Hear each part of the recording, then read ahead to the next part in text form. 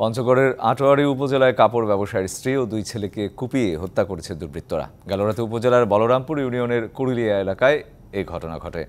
ধারালো অস্ত্র দিয়ে তাদের শরীরের বিভিন্ন স্থানে আঘাত করে হত্যা করা হয়। ব্যক্তিগত শত্রুতার জেরে এই হত্যাকাণ্ড এমনটাই ধারণা পুলিশের। নিহতরা হলেন কাপড় ব্যবসায়ী সেলিম শেখের স্ত্রী তাসনিমা আক্তার, ছেলে সৈকত ও সাইহাম। স্থানীয়রা জানান, দোকান থেকে রাত 11টায় বাড়িতে গিয়ে স্ত্রী ও সন্তানদের রক্তাক্ত মরদেহ পড়ে থাকতে দেখেন সেলিম। ঘরের দরজার পাশেই সাইহাম, একটু দূরে সৈকত ও তার মায়ের মরদেহ পাওয়া যায়।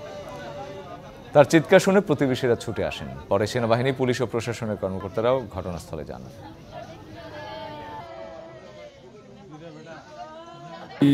রাত্রি অনুমান 8টা থেকে 10টার মধ্যে কে বা কাহারা তার স্ত্রী এবং দুই সন্তানকে নির্মমভাবে হত্যা করে চলে যায়।